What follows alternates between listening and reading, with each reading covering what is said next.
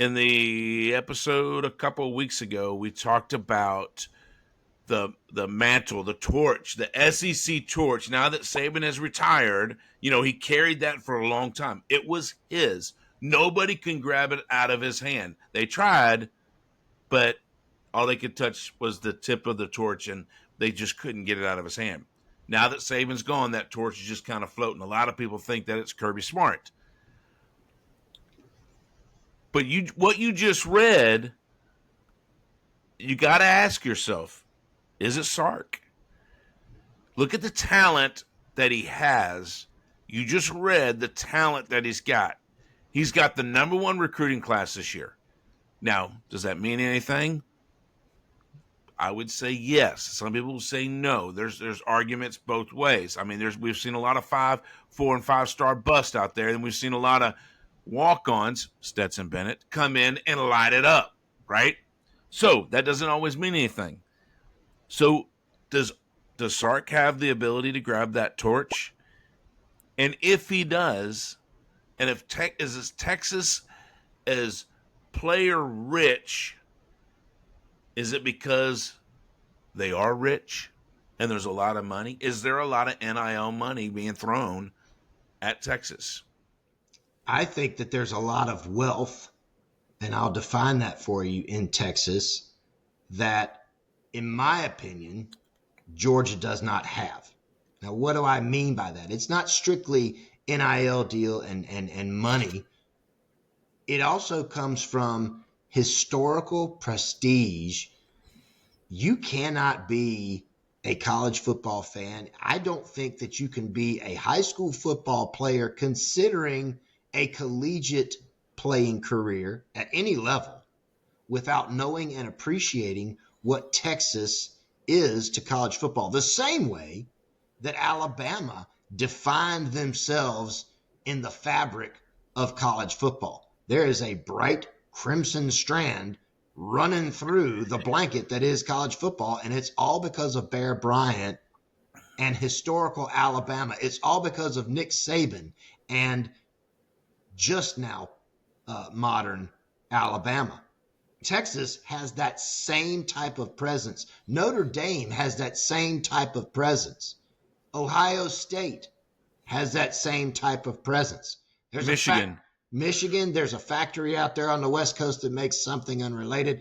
They have that type of presence in college football, right? So there's a different type of wealth there that these head coaches, if they're going to be successful, not every head coach at these programs has been successful, but if they're going to be successful, they know how to tap into that wealth and use it as an asset in recruiting. So my comment back to you about Sark, at minimum, he's a dead even race with Kirby about grabbing that mantle and claiming that mantle. Because if you look at what he's doing here, he's building his program from the root up. He's not trying to find a bunch of contract players to come in. Now, I'm not saying that's a bad thing. Look at what Shane Beamer is doing in South Carolina. He's getting those guys for 1-2 years, come and help me now kind of thing. And he's going to start gaining some traction that way.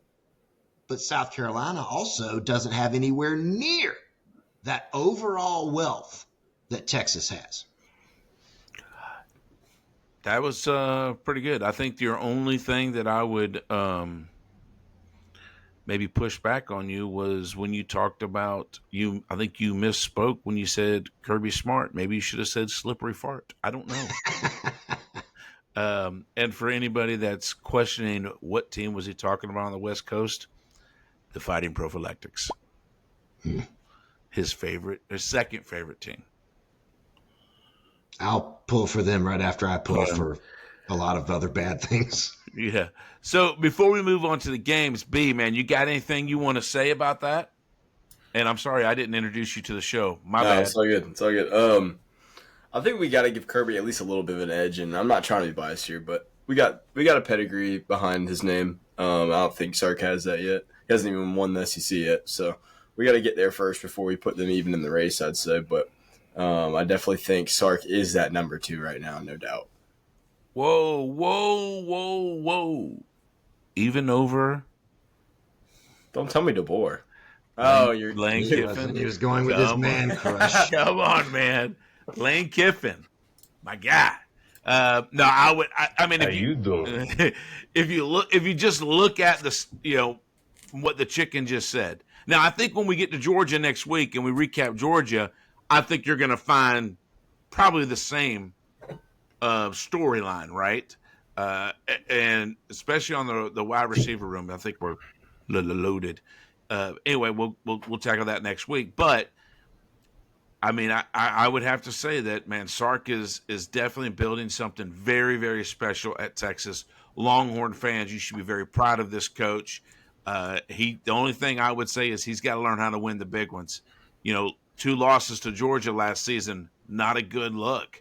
That was a typical Mark Richt kind of storyline. You got all the talent in the world. You're leading in all these different categories. You got a quarterback in Matthew Stafford or Murray.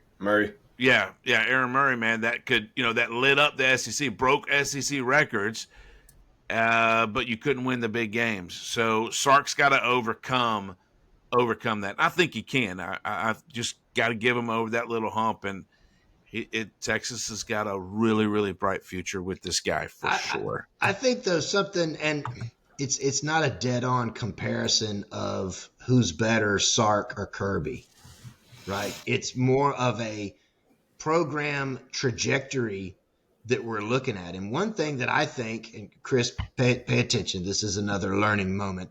One thing that I think that's important is to remember that this was previously, 2024, was their first year in this conference. And yes, we believe that scheduling-wise, the conference rolled out the red carpet, right? Like, here you go. But whether the red carpet was rolled out or not, they had to walk down that. They had to walk that path. They still had to win those games. And I don't care who you're playing. Winning all of your games, winning most of your games, winning all but one of your games is no easy task, no matter what's on the side of your helmet, be it Bevo or some stretched out G, right? Like it just, you got to win. You have to perform. My comment about the overall wealth, and you're right, we will talk about Georgia next week, and Georgia comes at this from a different standpoint.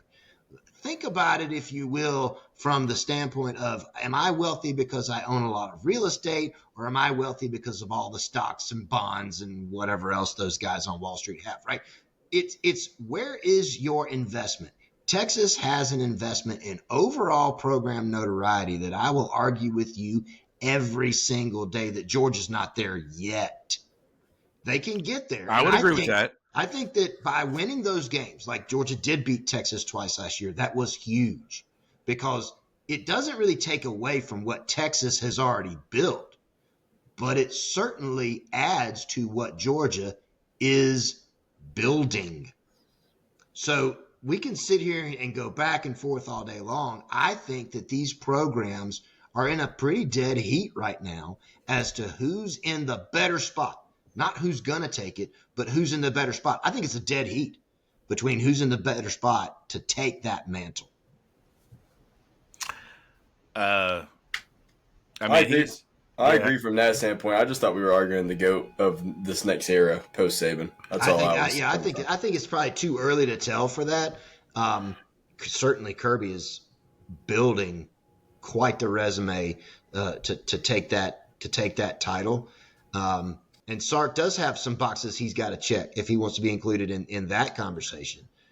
I don't know of anybody.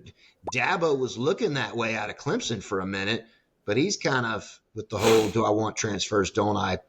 question mark, he's kind of slid down a little bit. I think for the next GOAT of college football, I think Kirby probably is in the driver's seat from a coaching standpoint. But as far as where the programs go, I think that's still a pretty tight race. How many years has Sark been in Texas? 3? 3 or 4? I thought it was 4. Has he won the Big 12? Did he win the Big 12? He did. Yep. He's won the Big 12. He won the Big 12, which as an SEC show, obviously we don't look at as quite as important as winning the SEC. Not even close. But Right. go ahead. So anyway, yeah, I mean, it's going to be interesting to find out. But I do believe that Sark is building something very, very special in Texas, and there's no doubt about it. You look at what he's brought in and who he's retained and so forth and so on, and you can't help but sit back and say they're going to be here for a while.